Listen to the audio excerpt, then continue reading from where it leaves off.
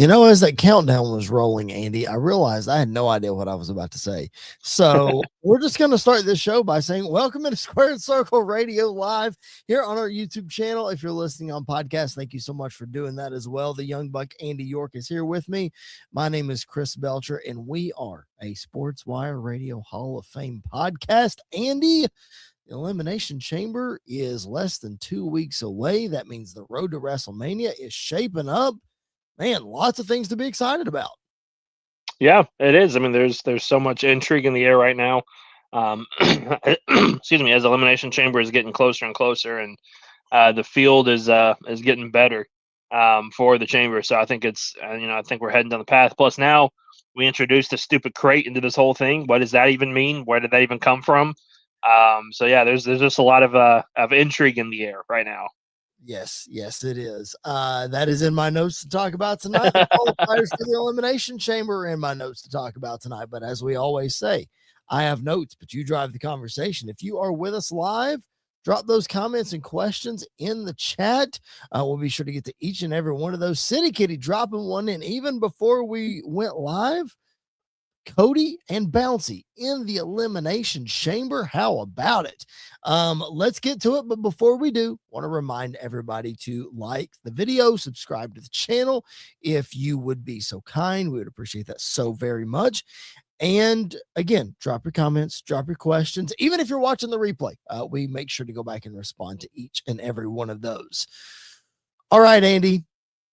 It's a story that we've seen told maybe in a different way, but all roads, pun intended, sort of lead to the same thing.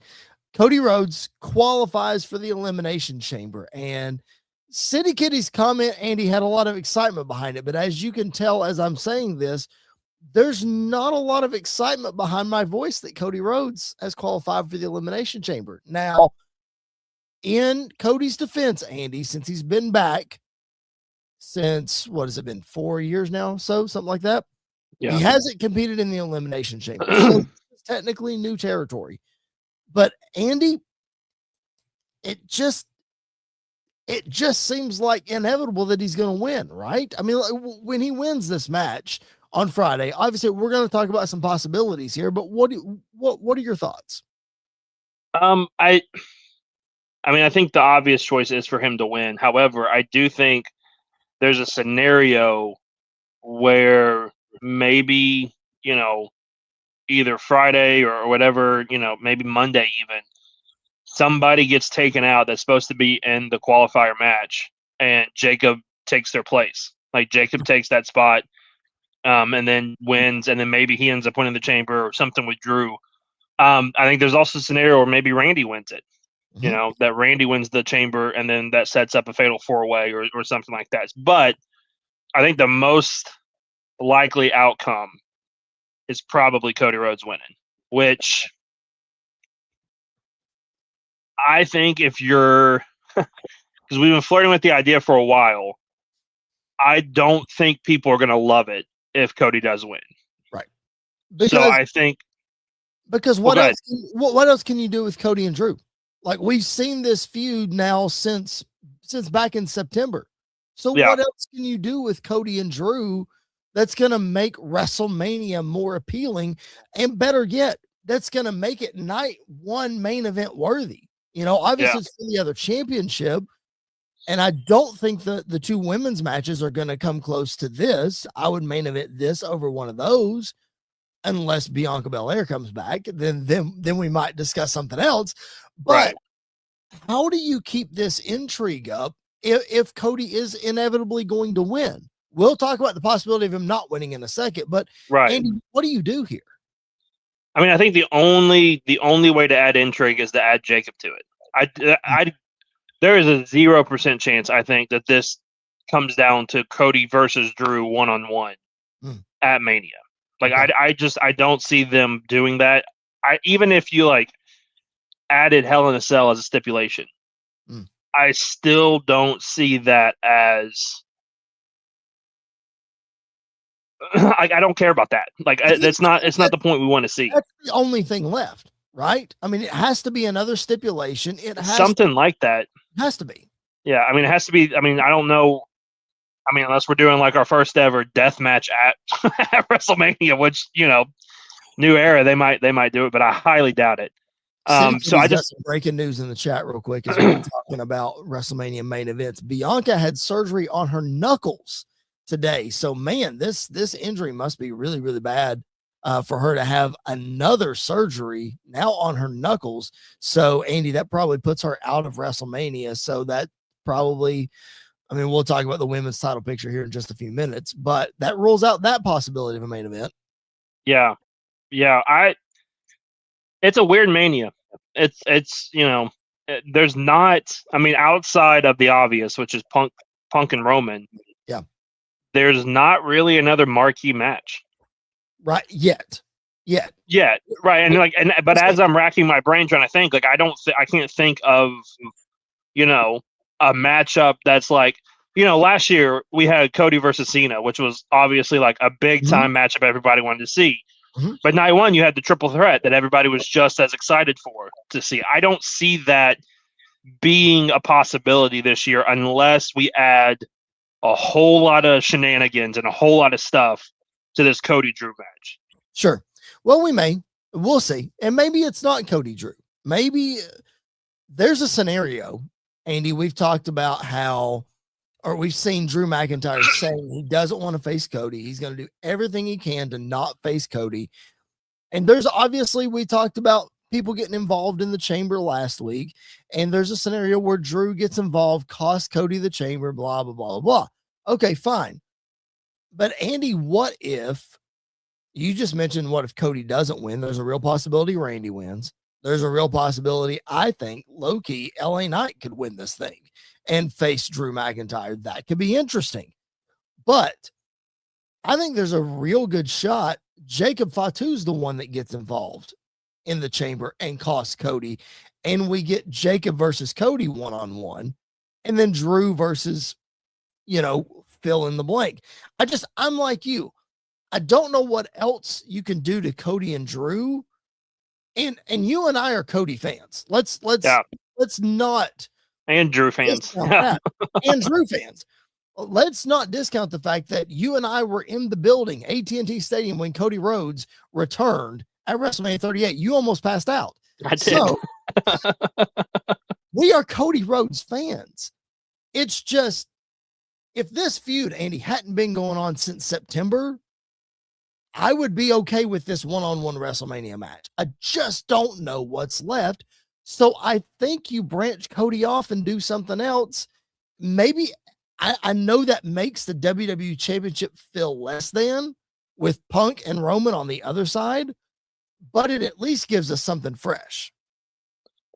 Yeah, and I think right now, like I feel comfortable enough. It's not my locked in prediction, but I feel comfortable enough to say, even if Cody's in the even if Cody's fighting for the WWE Championship, I don't think he leaves WrestleMania as the champion. Right. Like if you do the one-on-one, I think Drew retains. If you throw him in the triple threat or a fatal four-way, I don't see him winning. Right. I don't think, and to be real honest with you, I don't think he needs to win. Right. Like I think you need to if you want Drew to be a big time guy, he needs to win this. If you want to build Jacob Fatu up to be a big time guy, Jacob needs to win this. If you want, the only other one that I don't think needs it either, but it's WrestleMania and it's Randy Orton. So, it's always a possibility. Like it's always a chance. I don't think Cody needs to win, but I do think that Cody needs to be involved in the title always. Like he's one of those guys that like Roman needs to be involved with the title, maybe not directly, but indirectly at the same time. Cody does. Punk does. I think Cena was that guy that like always had to be in that title picture. Even when he wasn't in the title picture, he was still, you always knew he was coming back for it. And I think, Cody needs that right now to go forward. Plus, I mean, let's be honest, the crowd last year was against him. The crowd more than likely this year will be against him. Is this the time where you turn Cody Rhodes heel at the same time? I don't know. We'll have to see. Cody's already said he loves being a babyface, but we have some breaking news here on Squared Circle Radio. Let's welcome from Sportswire Radio, the Reverend Tom Bryce has joined us on Squared Circle Radio. Tom, we appreciate the run in, man. How are you? How we doing, guys? I figured I'd pop in here, and I know we've been trying to get this right, and I know I haven't necessarily run the 2-minute drill well, or maybe got my 30 seconds to come out like in the Royal Rumble a couple weeks ago, but wanted to chime in and see you guys, and thank you for all you guys do, and wanted to pop in. Well, listen, while we've got you here, well, obviously we're talking about Cody Rhodes qualifying for the Elimination Chamber and the fact that we're going to see Cody Rhodes versus Drew McIntyre. Seemingly, it's not confirmed. There are plenty of possibilities, plenty of, twists and turns and curves that we could take. But what do you think? What's the extra spin that you would be interested in if Cody Rhodes and Drew McIntyre go one-on-one at WrestleMania for the championship? What would make you interested in seeing this for the 40th time? Well, I think obviously it's WrestleMania, right? Biggest show of the year. These guys have been on a crash collision course. I mean, there's no question this time Cody doesn't have the championship and Cody's trying to chase it. And we saw what kind of happened there in the swerve in the Royal Rumble. And you might want to say, I know Cody's been down this road before, but this is a different obstacle that's presented in front of him, and Drew thought he had him, and maybe that's kind of this time. Maybe Cody coming from that angle might make it interesting. Listen, WrestleMania this year, if you believe what's going on, tickets are down, and among other things at the chat, you guys have talked about it, and if you're out there, check these guys out via the Listen Live button on sportswireradio.org, my internet radio station that these guys are heard out there. But I think maybe those are some of the things that you might be looking at as to why possibly you might be interested in what Cody Rhodes may do this time as a challenger against an incumbent Drew McIntyre. I mean, yeah, Andy and I laid that out as well. It's like, it's got to feel different. And Joe Tessitore kept saying it on commentary the other night, Andy, that Cody feels desperate. He feels like his paths to WrestleMania are dwindling. And Andy, it reminded me of 2010 Shawn Michaels. You remember when he was on that quest he's got to have a WrestleMania match. And then it led to the desperation of The Undertaker, this, that, and the other, et cetera, et cetera. So is there a possibility of a heel turn coming? I don't know. But it's a different side of Cody, like Tom was talking about. Tom, let me ask you this. If it's not Cody, if Cody doesn't win the chamber, it's new territory for the WWE Championship at WrestleMania. Who do you want to see come out of the Elimination Chamber? Who would intrigue you as an opponent for Drew McIntyre at WrestleMania? Well, I mean, I think obviously that's a question WWE's got to figure out, because we know these last 3 years, right? Cody's been there. Cody's been the guy. Cody's been out there with Roman. We know Roman and CM Punk. I mean, one name, maybe he's Randy Orton, obviously with his history and chasing a championship.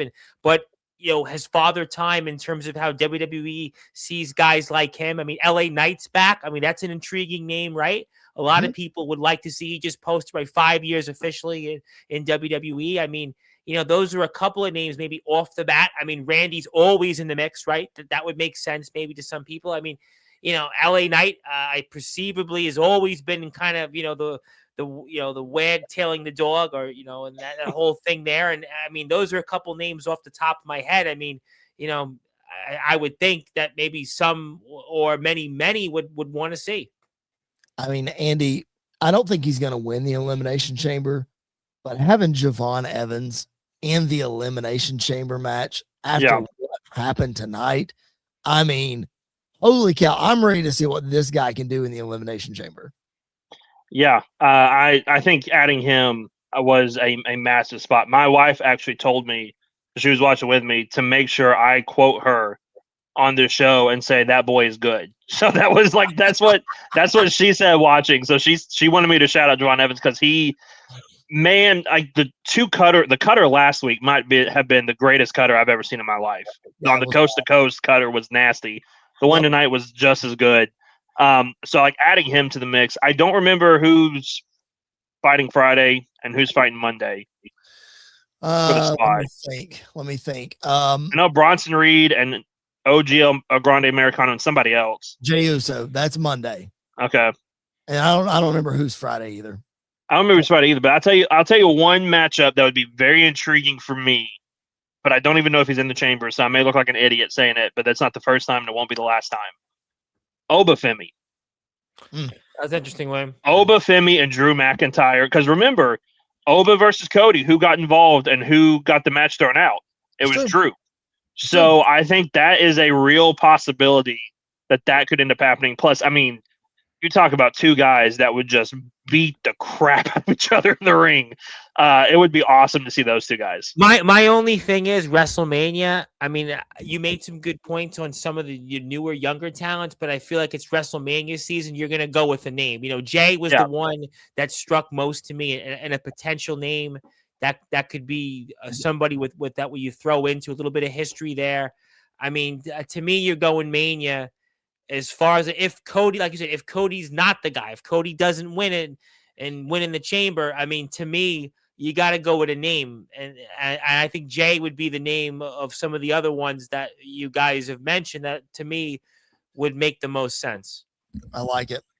Okay. So if Cody's not the guy, here's one thing I didn't bring up yet. I'm going to throw this picture up on the YouTube screen. If you're watching on YouTube, look at this. If I can find it, where did it go? Maybe I can't find the picture. Now you know what I deal with on a day. Now I know what you do. So you guys do it once a week. I do this almost every day. In some case, I do this 2 and 3 times a day. In fact, I was supposed to have done a segment, and I was like, "All right, these guys are on. Let me check them out." As a few of our presenters on Sports Fire Radio, I'm going to be appearing on very soon as well. So we'll start the rounds for Mania season. But, absolutely. So I can't throw the picture up here because apparently I don't have it. I thought I had it, but I don't. Okay. The ending shot from SmackDown was Cody Rhodes on the turnbuckle and Sami Zayn looking over his shoulder because, as I mentioned, Cody Rhodes was desperate and he took advantage of Drew McIntyre interfering. Sami was trying to do the right thing. So, Andy, how does Sami Zayn fit into this? And what role does his best friend Kevin Owens, who was apparently right about Cody Rhodes, what role does that play in this whole scenario? I feel like Sami Zayn and LA Knight are in the same breath of always the bridesmaid, never the bride. So I just think it's a possibility to keep. I think that's a seed for after Mania. I think that has absolutely nothing to do with Mania with Sami Zayn. However, if you're going to add him in, I don't think you can do it without Kevin Owens. Correct. Like, I think you have to do KO, and maybe, you don't turn Sami heel, but I think it's that tweener of maybe we get KO and Sami versus Cody and somebody. Randy, or maybe, and that's the name to me that would make the most sense. I mean, because we know his history, he's been here, and he's got that history with Drew, and you got to feel. I mean, is it now or never? Are we going to give Randy a shot to maybe, if we're going to do it, if we're even going to entertain the idea of breaking Cena's record? I mean, the only guy that's right in line is Randy. If we're going to do that, I don't know, what WWE thinks about that. Yeah. But even if not Randy, let's say Randy's going into the Elimination Chamber and he wins it and he's going off to fight Drew. I mean, there's a lot of history of maybe that's when Cody calls up a Ricky Saints and they have a lot of history together and they go after KO and Sami, or maybe even like an Ethan Page. Like, I know he's a heel, but Ethan Page and Kevin Owens seem like very similar together. Sure. And so I think those two guys. So I think you could use this because, I mean, let's be honest, everybody compares Cody as the new Cena now, but when Cena was not fighting for the world title at Mania, which was very rare, he was always in there with a young guy supposedly to help build up, even though he beat him at WrestleMania and didn't build up anybody through a lot of his WrestleMania matches. I think the best option for Cody, if he's not fighting for the title, is still Jacob. Like, I think Cody and Jacob at WrestleMania, it's some form or fashion. Maybe it's the triple threat or it's just the one-on-one, but I think that's where this all ends up some way, somehow. Yep. And you've got some comments, and I want to That's what say I'm getting ready to do right now.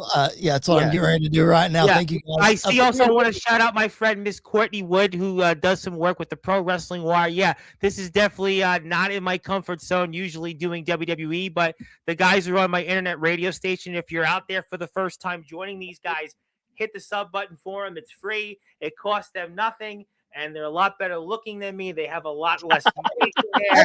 Hit the sub button for them. So check them out. Oh, that's debatable. Thank you so much, Tom. And thank you all of you who are checking out the show, whether it's via SportsWire Radio, whether it's on our YouTube channel, whatever it is. If you're watching live, of course, drop comments, questions. Listen, we're just having fun talking about wrestling. We appreciate you guys being with us. Courtney Wood in the comments. Cody, Drew, and Fatu will be the main event at WrestleMania, assuming night number 1. Yes, I mean, that's the only thing that would make sense if it's not Cody Drew one-on-one. Courtney says they don't have your mutton chops respectfully. Yes, exactly. Right, and most people don't, and that's why they are what they are. It works in the rock world. I'll tell you at this point. It does. In this days, I'm bigger in the rock world. But I also want to say hello to my buddy Skulls out there, longtime friend. Said he's been going to be with GCW during Mania Week. And Skulls, do me a favor, hit the sub button for these guys. It's free, and support those who support us. So hopefully get a sub, and hopefully you let me share my screen a little while, because I got something for you guys. But okay, hang on. Let me. I don't know how to let you do that. Well, I'll probably want to. Okay, let me find a talking point real quick, and then I'll figure it out. Okay. Yeah. Let's talk. We've talked about the men. Let's talk about the women, because on Friday Night SmackDown, we had Alexa Bliss, shockingly, in my opinion, qualifying for the Elimination Chamber match. Mm-hmm. We have Asuka tonight on Raw, qualifying for the Elimination Chamber match. Andy, let me go to you first here. Alexa Bliss is in. A lot of people would lead you to believe that Charlotte Flair is going to win her qualifying match on Friday to also get in. I think not. I think Charlotte does not get in, and it continues to splinter their relationship. What say you? I would probably agree with that as well. Although, again, in this fantasy world that I live in of the TLC match in my head, I think having 5 of the 6 women be part of a tag team, and then the one outlier kind of gives away who's probably going to win. Well, you don't need them in that tag match, though.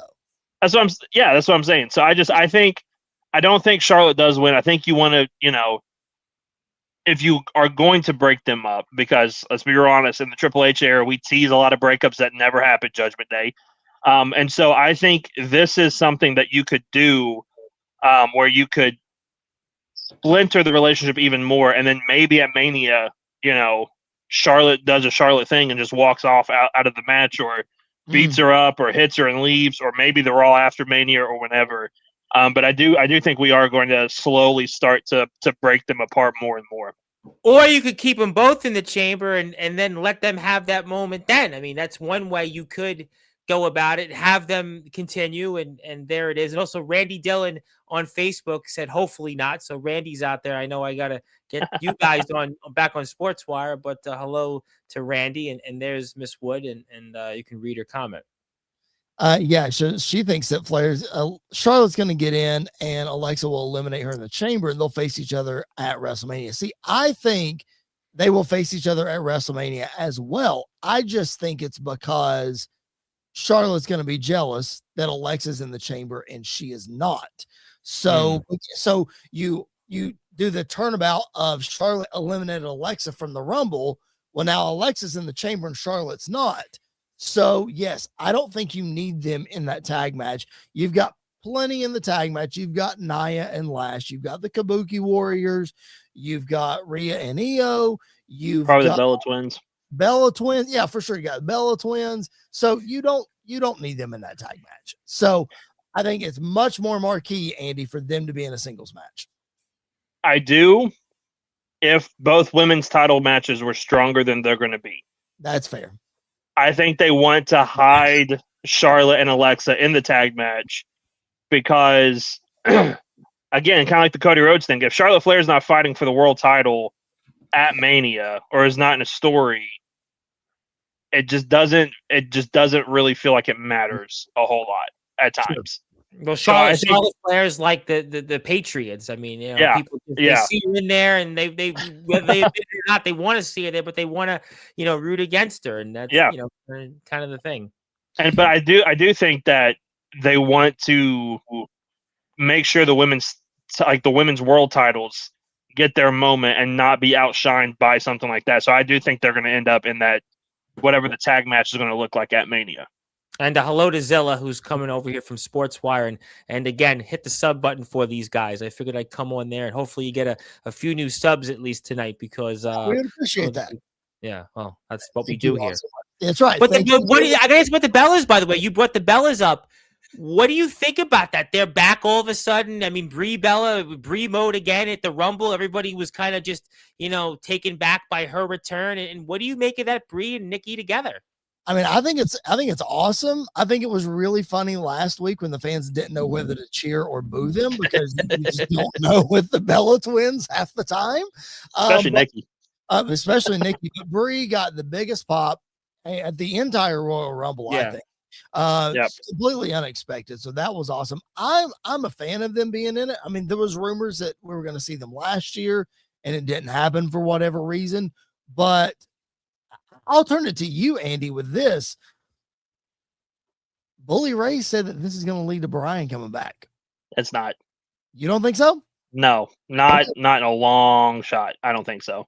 Okay. I think Brian will come back. I just don't think this is like the vehicle to bring him back.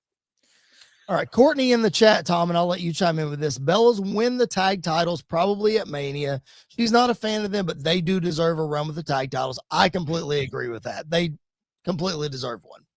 Well, listen, they've got the name, right? So what does WWE always look for, right? They always look for that mainstream publicity. And there's no question that the Bellas, whether you like them or not, I know their ring ability is, at this point, certainly going to be different than when it was, even 6-7 years ago. But they have a name, and there's no question that they're draws if you're going about it from a business standpoint. I mean, that might be one way to put it. And you make an interesting point. Would you ever see the day that Brie Bella would be in a ring before Bryan Danielson? And I also, off that, is he still under contract with AEW? Yeah, yes. He's one of their right now. He's one of their main commentators, but he's always kind of getting back in the ring too.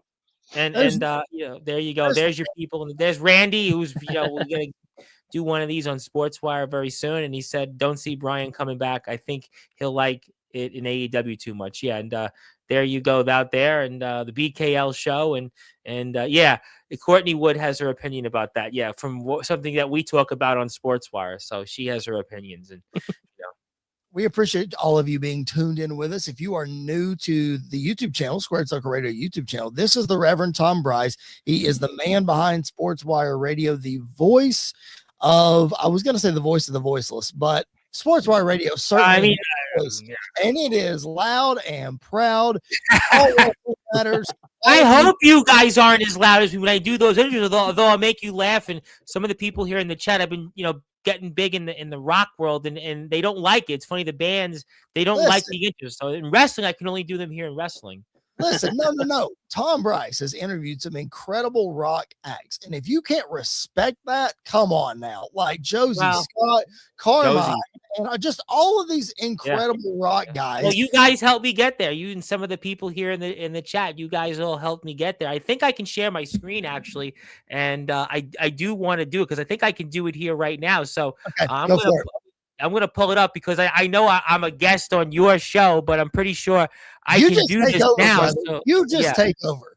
Yeah, well, no, stop. I'm not going to do that, but I'm pretty sure that you have something there, and I'm going to give it to you when we're off the air, but it's your day today, fellas. Congratulations.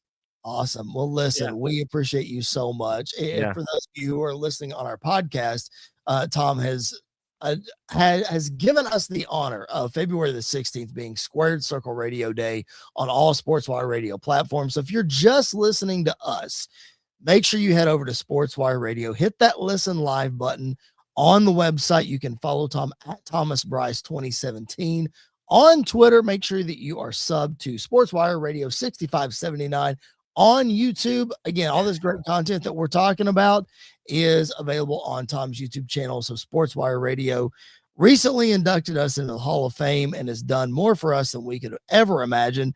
Our show has reached so many people thanks to SportsWire. So thank you, Tom, for the honor of today being Squared Circle Radio Day on SportsWire Radio platforms. That's great. Now we love what you guys do, and yes, you guys all rock. And I'm excited about WrestleMania season, and the best is yet to come. Well, WrestleMania season, as you know, because you can't keep up with all the stuff that we crank out during WrestleMania season, it's a busy time. It certainly is. So if you're new to the channel, hit that like and subscribe button, like our brother says here in the chat. Subscribe to SportsWire Radio and to Squared Circle Radio. We would appreciate that so much, and we will keep you locked in right here with the absolute best coverage. Andy, I have to say this, and I want to say it because Tom is on here as well.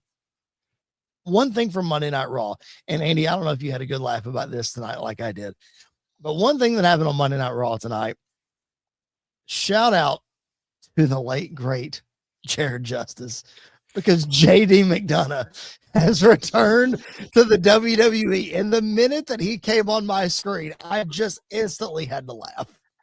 Where's Aaron? I mean, that's my question. Where's Aaron? Where's Aaron? I mean, listen. You thought I almost passed out when Cody Rhodes came back at WrestleMania a couple years ago, buddy. I lost my mind when JD walked through. Surprised his head fit through the wall. Listen, I knew he was coming back sooner rather than later.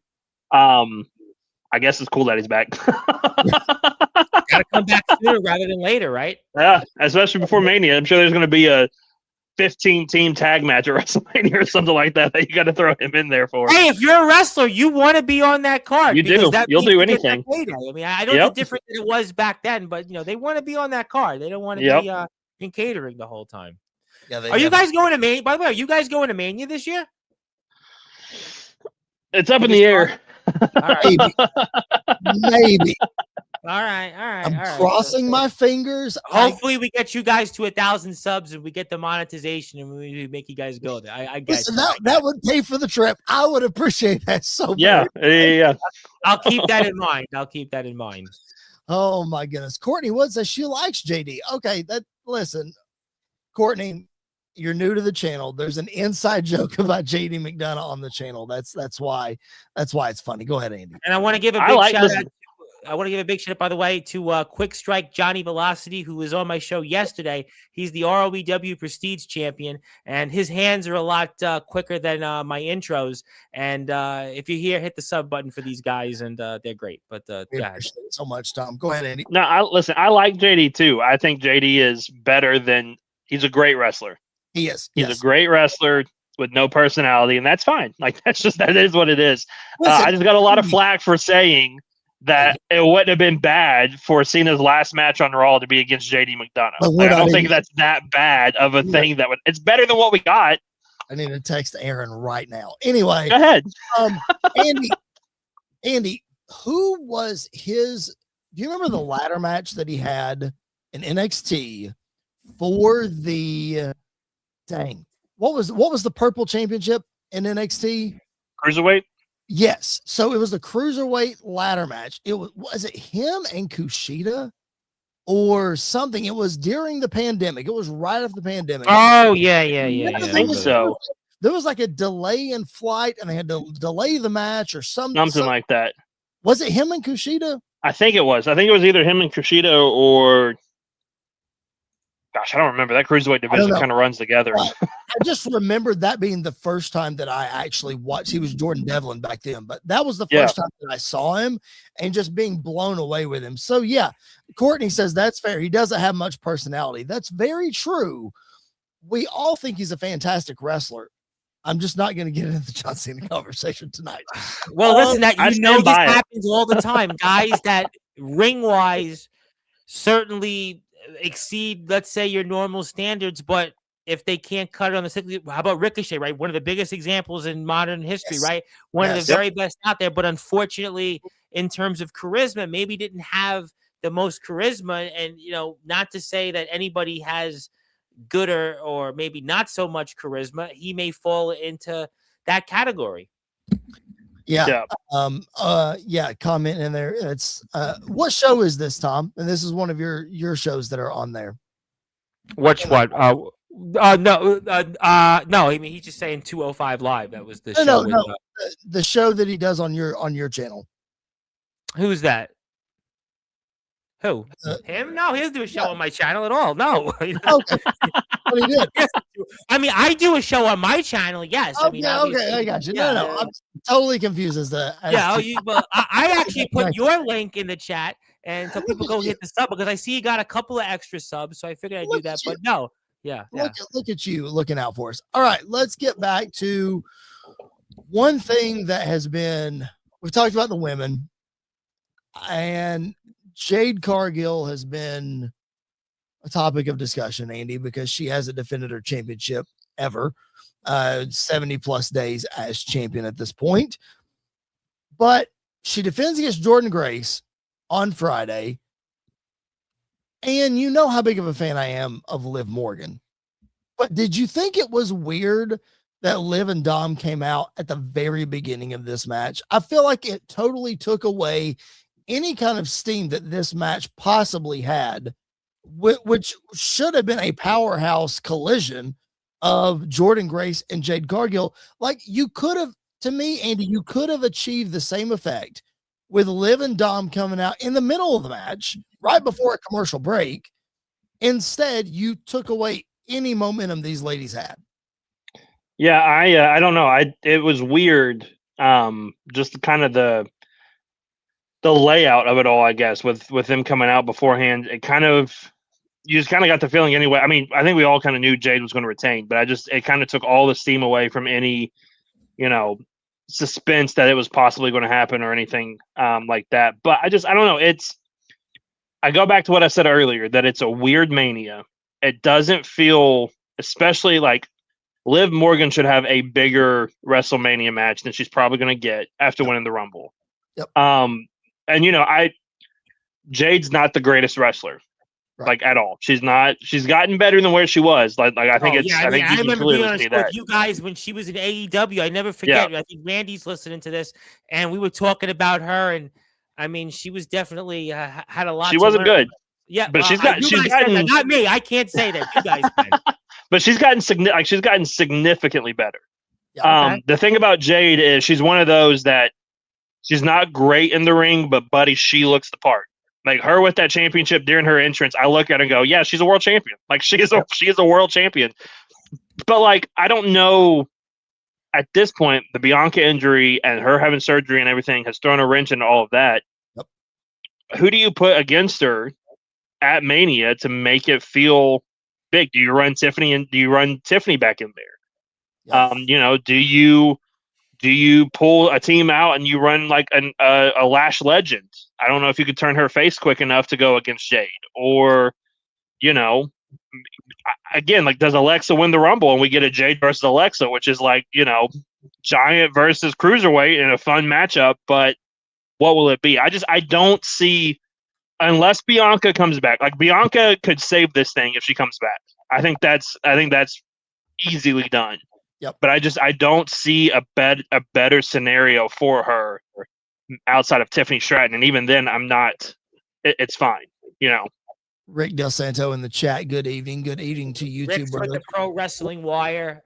Thank you, Rick. And if you hit the sub button for these guys, and Rick just had a show earlier, and he was there in a show that he and I were co-sponsors with yesterday, which was for the proceeds of the Boys and Girls Club in Milford, Connecticut. They had a bunch of legendary names out there were advertised on the card. Nunzio, we all know him, and 400 people were there. So thank you, Rick. And hit the sub button for these guys. For sure. Courtney said she loved it. They had nugs and champagne with those. So listen, I loved the setup, what they did. Got the point across, and I loved it. Absolutely. Courtney made another great point. Tom, I want to get your take on this. I know you said you're not going to talk about Jade's skill set. Okay, fine. But Courtney says, they did a stare down between Jade and Rhea on SmackDown. Is there a scenario, Tom, where we get a Rhea Ripley coming out of this, even though she's a tag team champion. Because I say this because, Andy, I know you are fighting to the death for this 5-team women's TLC match for the belts at WrestleMania. But let's all remember, let's not forget, it was in March last year that Rhea Ripley lost the women's championship to Io Sky ahead of WrestleMania. So, Tom, is there a scenario where a Rhea wins the chamber, Rhea and Io drop the titles to the Bellas on a random Raw on the way to WrestleMania, and then that frees Rhea up to go face Jade? Is that a card they could pull because they need it? Well, two thoughts on that. So that goes back to an earlier comment from Courtney where the Bellas could win the tag belts before Mania.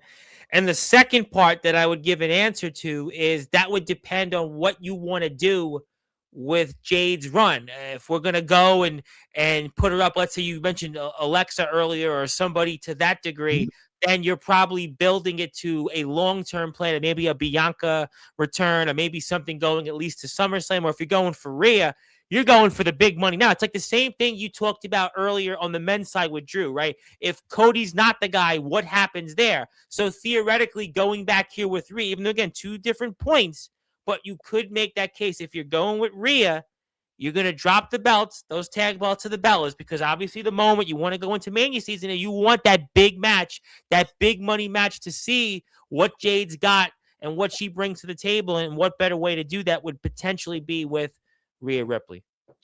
Andy, what if they do this said multi-women's tag team title match on either the Raw after or the SmackDown before? We know that they've included some big WrestleMania type matches on there. What if they do that?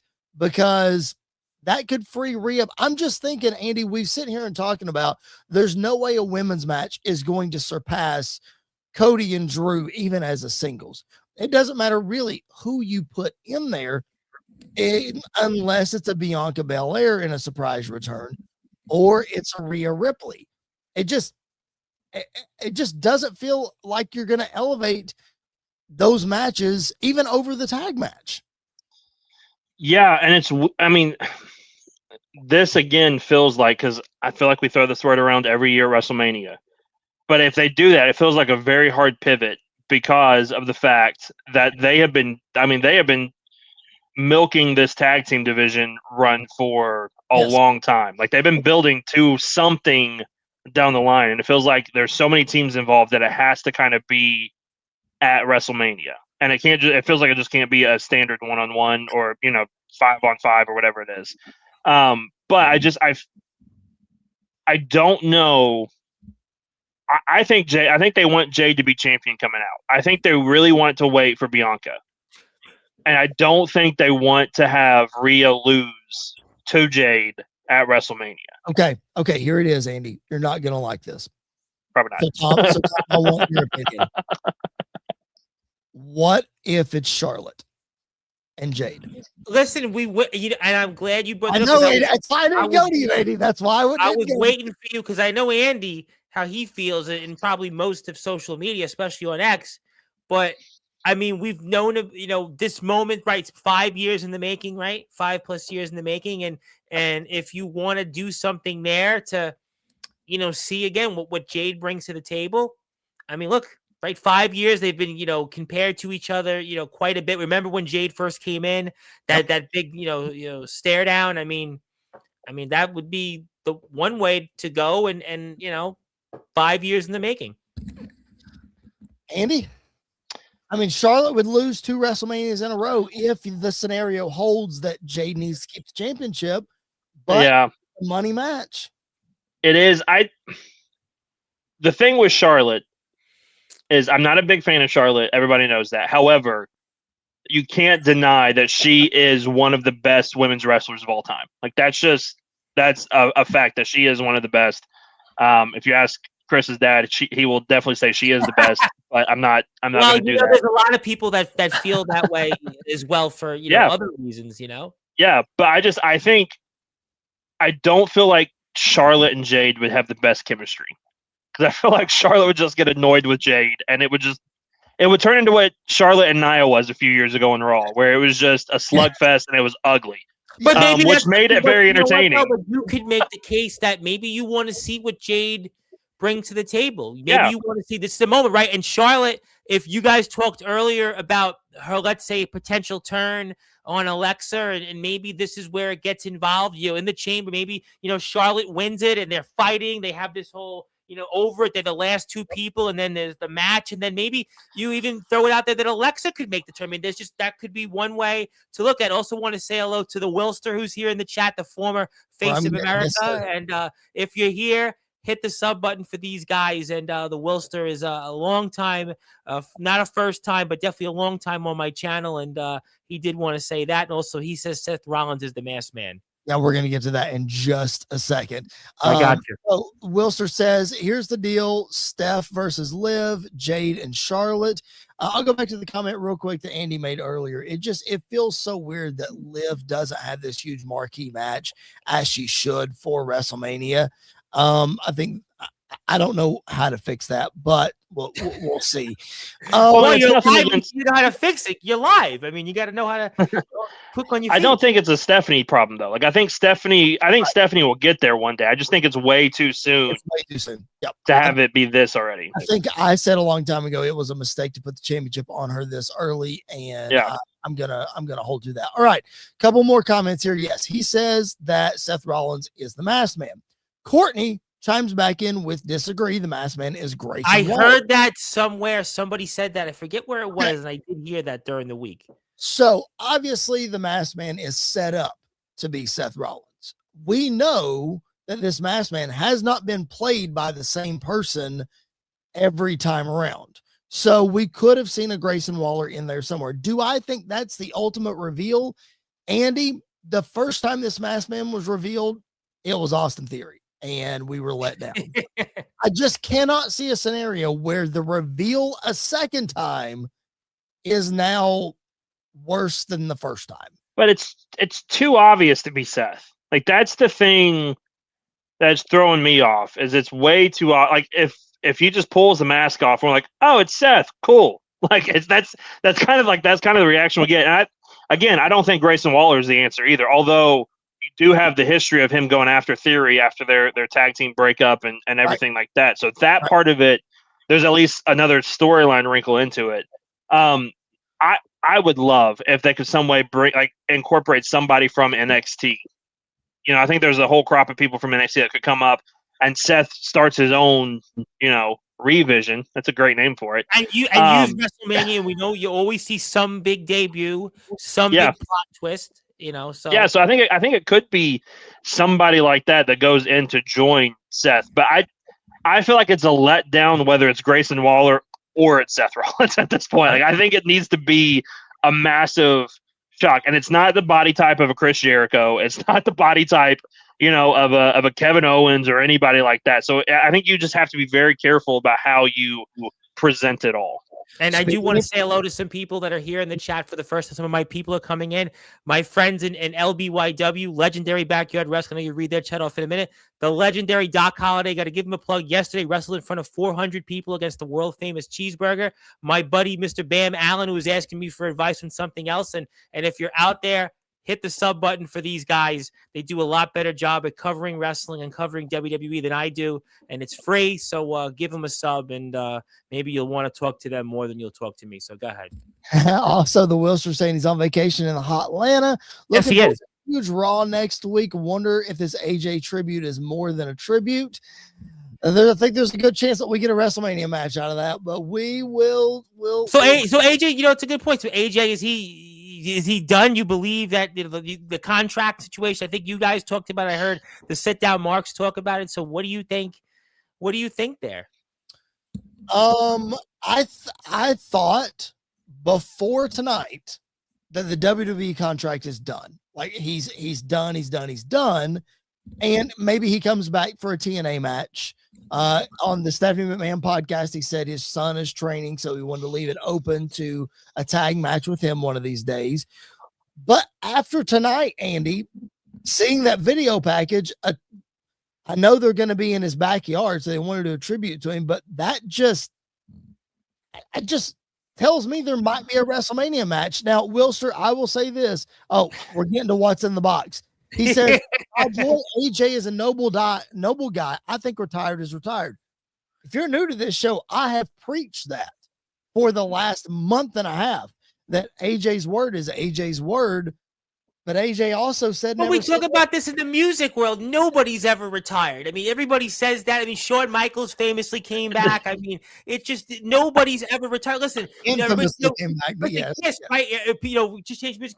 Kiss was supposed to be, and then they did a whole thing. They played a show, Winger. Everybody remembers Winger on Beavis and Butthead. Now they're back for shows. Nobody's ever retired. Listen, Ozzy, God rest his soul, famously said no more tours, and he kept playing till he basically, the farewell. So no, wrestling is the same thing. Who's ever really retired? Come on, guys. Flair's getting ready to have another match, so it's a match when he's dead. We all know if Flair's dead, he should still be in the ring. My belief is I don't like calling people liars unless they've been proven to be liars, like Cody Rhodes and Daniel Bryan, who are known liars in the wrestling world. However, they're professional wrestlers and they lie. So I am not shocked if he's never going to wrestle again. I'm also not shocked if he shows up in TNA and WWE or AEW. So it's one of those that I just don't. The only person I really trust that when they said they were done, they're done is Cena. I don't think Cena is going to wrestle another match. But everybody else, I still think there's a chance Taker could come back any day now to wrestle again at WrestleMania because he's done it so many times. So I don't know anymore. He's done some stuff where he's been active. Yeah, you never know. I don't know. I have a hard time believing. Wilster says he's been watching Alan, not AJ, since he was in NWA Wild Side. I feel he's retired. By the way, it's the anniversary. It's the 25-year anniversary that just passed of him appearing first on WCW TV. It was autograph signing with DDP. I just saw that this past week. Yeah, so I think there's a shot that he does something with TNA. At least he's going to get inducted to the Hall of Fame there. Whether it's a match or not, I don't know. Let's get to this interesting news from Raw tonight. I still have one more thing that I really want to hit on while we got Tom here. Appreciate you being here. Appreciate all of you joining the show. If you're coming in from Tom's channel, if you're checking us out for the first time, hit that sub button. It doesn't cost you a thing. We're not going to bombard you. We're not going to send you an email. We're not going to do any of that. We just ask for your support in that way. Hit the sub button. Andy, wrong answers only. What's in the crate? Because when I saw the crate, Andy, you know what I thought of? I thought of the gobbledygooker and who's coming out of the egg. You know what I thought of? Do you remember, was it right before the pandemic, Vince McMahon had an egg that The Rock gifted him. Oh, yeah. And that turned into nothing. Yeah. Like I got that. It felt like that when I saw the crate of this could be the return of somebody massive, and it could literally be absolutely nothing. Yep. Like this could be for 2K for all we know. So I don't know. Easter egg, hidden treasure, before you answer, Raheem is in the crate. Oh, geez. That's how he wins the chamber. That's how Cody wins the chamber. Raheem is in the crate. For those of you who missed that inside joke, go back and watch SmackDown last week. Wrong answers only. Who's in the crate or what's in the crate? I mean, I don't know. That's a great question. I mean, if I knew the answer, I wouldn't be here, right? But I don't know. I mean, Austin Theory, for all we know. I mean, wasn't he the masked man? I mean, he was the masked man, and he did the egg, and that's why if you think about it, right, there's a. Wilster says it's Great Khali. I mean, it could be the Great. It's too small. It's way too small of a box. Okay. He also says Ezekiel Jackson. Okay. That's a name I haven't heard in a while. That's a name. That's true. All signs point to Chris Jericho, right, Andy? That's where he made his. That's where he made his WWE debut in Chicago, 1999. Right. So 25 years ago now? Almost 27, right? Was it July? 27, right? You're right. Yep. Yeah. Right. My math is not mathing. So it seems like Chris Jericho. The only thing I would say on Jericho, though, just to one point, because he's actually been talked about on my channel in a different way in the rock world. I know his band is on tour just to have been finishing a tour. So I don't know. They finish up before the Elimination Chamber. All right, that was my point because I knew they were touring with a band I interview, which is the reason I know there's a band Tail Gunner, and they're opening up for them in the UK. And I was just wondering about that timing. So, yes, so it's interesting. I thought the Royal Rumble return would happen because he doesn't have any concerts on Mondays on this tour. Yes, and also it ends before the Elimination Chamber. Okay, I got to get. I asked the wrong answers only, and I am getting them. Okay, so Wilster is hitting us great. Heidenreich. You guys see Heidenreich? He was working at, was it Walmart or somewhere else? Yeah, somewhere like that. Or something like that. Yeah. Let's see. Wilster also says Snitsky because it wasn't his fault. That's a good one. We got a third El Grande Americano. Okay. Courtney says it's a box-like structure to keep toxic masculinity from El Venti Americano. I love it. This is good. I love this interaction. We appreciate this so much. I'll be honest, I can't wait to see what's in the box. And if it's Jericho, I don't know how they're going to do it. I don't know how they're going to not make it corny, but we'll figure it out, I guess. That's what I was going to say is if it's not Jericho, it's going to be hilarious no matter what it is. Yes. Like no matter what it is, it's going to be funny. It's like, listen, you're doing this in a Chicago crowd, so you got to be ready for whatever the reaction is going to be because it's going to be rough. Now, here's my question on that. If Jericho's, let's say you guys are right, and he's coming out of the box, is he coming back again with the list? No. Nope. When Jericho comes back, he may have his theme music, but Jericho will find a way to reinvent himself for the 50,000th time. It won't be the list. I don't think it'll be just the straight, break the walls down character. And I don't think it'll be the learning tree stuff. And I don't think it'll be inner circle stuff or what have you. Jericho will find a way to do something that is respectful to past Jerichos, but it will be something fresh.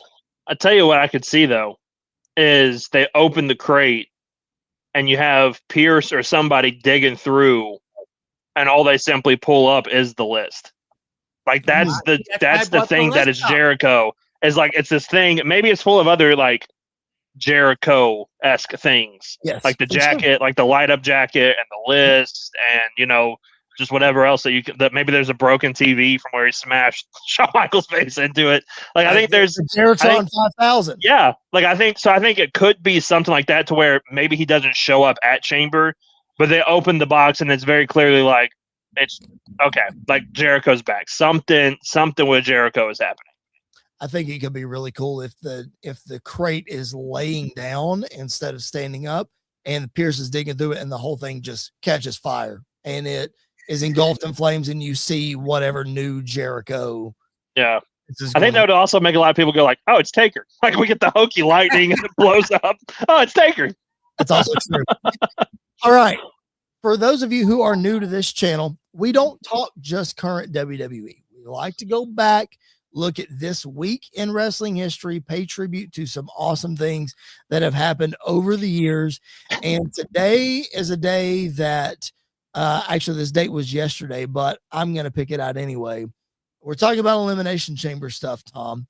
It was back in 2009 on February the 15th that the Elimination Chamber pay-per-view was reimagined as Edge competed in not one, but two Elimination Chamber matches that night, losing the WWE Championship in the opening match, ambushing Kofi Kingston and finding his way into the main event and winning the World Heavyweight Championship. Tom, what do you remember about 2009 Edge and this whole scenario of the rated R superstar character? Well, that was, you're talking like 2006 to like 2009 was like peak Edge. You're talking about that era with his battles with Cena, right? 2009, what he's coming right off the year prior, teaming with Randy Orton, right? Against the Generation X. Yep. So, I mean, you think about that run he had. I mean, just, that was his peak run, and just the amount of opponents he went through, and, the feuds with Cena, come to mind, I think. teaming with Randy Orton, the back and forth there. So, I mean, you think about that run he had, really where he put himself into the stratosphere. I mean, he was always a guy that you looked at singles, but I really think when you look at like certainly 06, 07, 08, 09, up into where he had retired for the first time, put himself in the amount of main events that he was in and the rivalries. I mean, that's what I remember most. It wasn't one match that I remember most. It was an overall era, and overall, you think about the, kind of the, shifting away from ruthless aggression in that era. I mean, he was the perfect, I think him and Randy Orton were the perfect foils for John Cena. That's what I remember most about that run he had. For sure. Andy, that night, I remember it specifically. I was in Jared's living room watching it with Jared. Shout out to my brother. I was watching it with Jared, and I can just remember Edge getting in that chamber after attacking Kofi Kingston, and he said, "I'm in this thing. I'm in this thing. I'm not leaving. I'm in this thing." And it was just Jared and I, until the day that he passed, would quote that just randomly, would just yell at each other, "I'm in this thing," because it was such a cool moment. And Andy, you were, I think, watching wrestling by this point, or you were pretty close. So this was 2000. Yeah. So this was like around the time that I got into wrestling was 2009. I think I slowly started to get into it because I remember, obviously I didn't get the pay-per-views and stuff. I remember looking at the website that night and seeing everything that happened. But that, like, I remember all of that stuff. Listen, I always said that Punk got me into wrestling and that the Shield kind of kept me in professional wrestling from that point on. But it was really like Taker's entrance got me hooked the first time. The first thing I ever watched was an Undertaker entrance on a random Monday Night Raw in Madison Square Garden, and I was like, "Oh, this is pretty cool. Like, I don't know what this is, but this is awesome." And then Edge was my first. That's my guy. Like, that is my guy is Edge. So this whole era of Edge is near and dear to my heart. It's one of the most innovative things they've ever done at the Elimination Chamber. I think it's this and when Shawn Michaels came up through the grate to super kick the Undertaker. Like, I think those two things are the best thing they've done in the Chamber. And so I think it's an awesome moment. Poor Kofi Kingston. He he got held down by the man. I think somebody, Yes, that's what it was. Held down by the man. So, he was just preparing for that run later on. But I loved it. It's such a great moment. It's such an Edge thing to do. Like, I don't think you could do it with anybody else and it would work. But with Edge, it was just awesome. And then, like, Cena was the first one eliminated. And this is peak Super Cena. Everybody hates Cena. Yeah, I mean, Nexus, he took him down. I mean, the pop that happened when he got pinned was massive. And my favorite thing is the shocked look on Edge's face of like, "Oh, we just did that. Yeah. Like, we just took out Cena. Let's go on." And it's really good through line storytelling because at the beginning of the night, Rey Mysterio eliminated Edge first in the first chamber match, and Edge was the champion.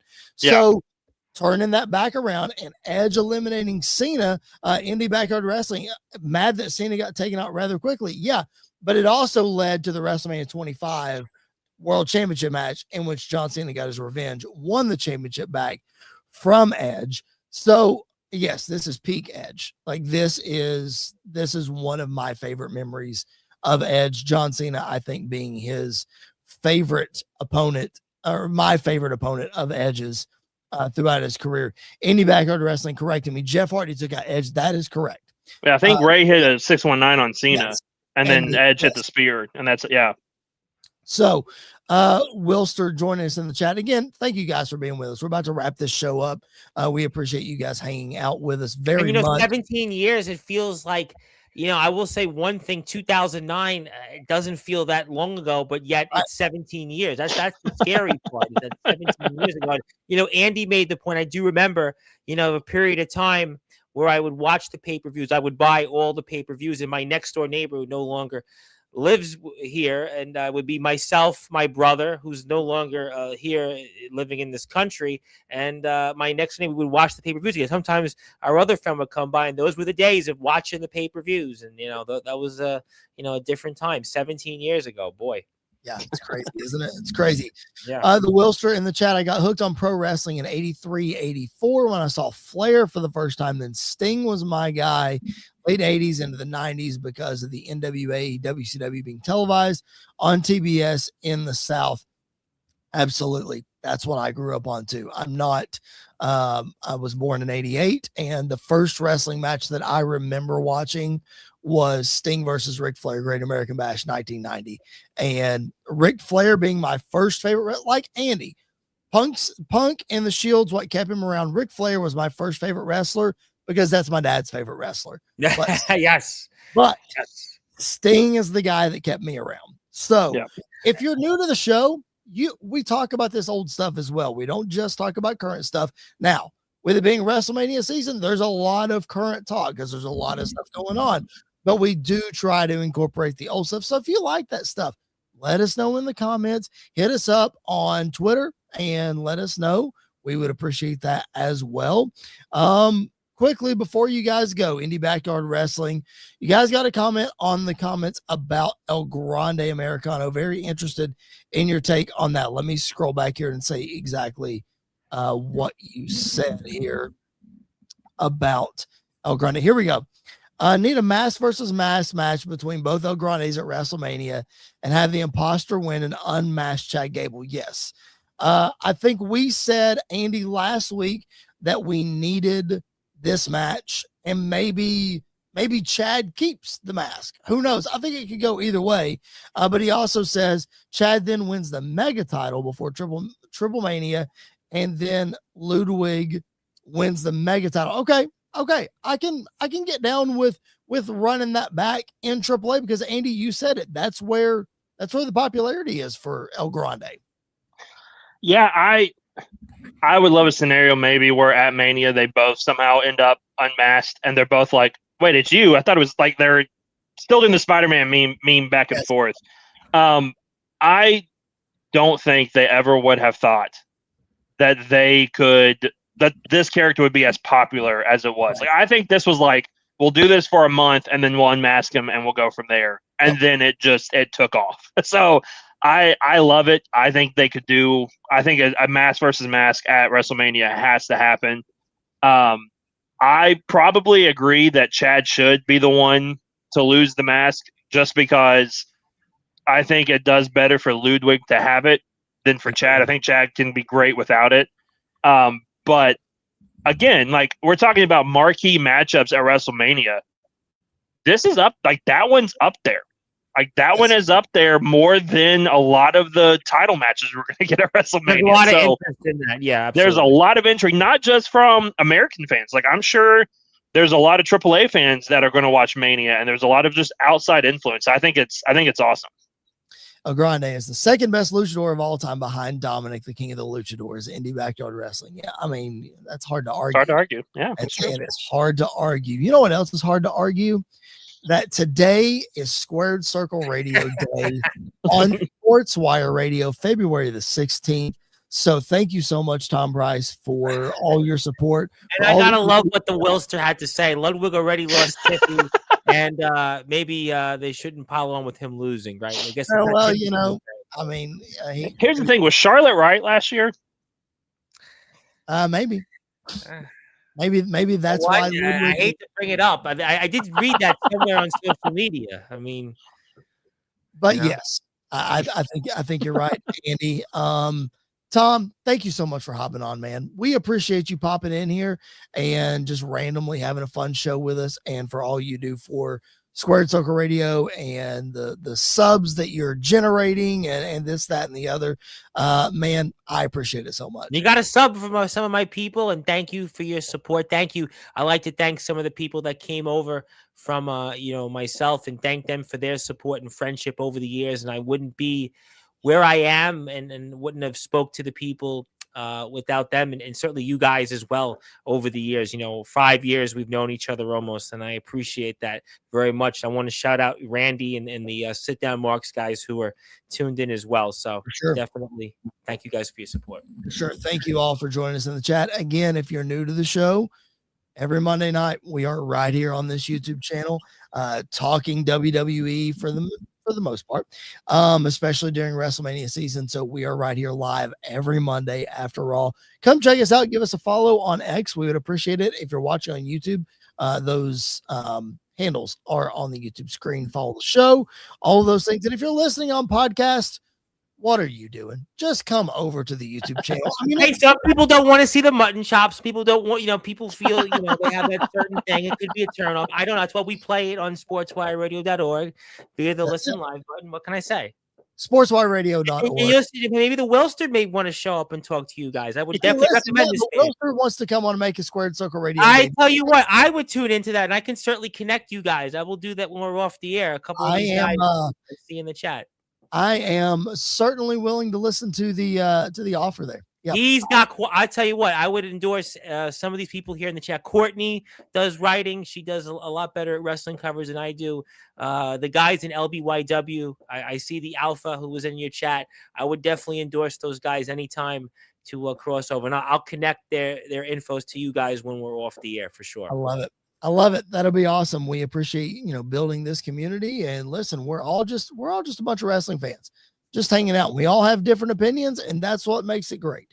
Andy likes one thing and I like another thing, and Tom likes something totally different. But guess what? All wrestling matters on Sportswire Radio as it does on Squared Circle Radio. So, Tom Bryce, we appreciate you hopping on with us. Andy York, any final thoughts before we sign off? No, just a great show, a fun show, and we're in the fast lane now to WrestleMania, so I'm excited to see where we go. Next week we will be live and we will be previewing the Elimination Chamber, making predictions, how we would book it, all of those things ahead of WrestleMania. Tom Bryce, any final words, brother?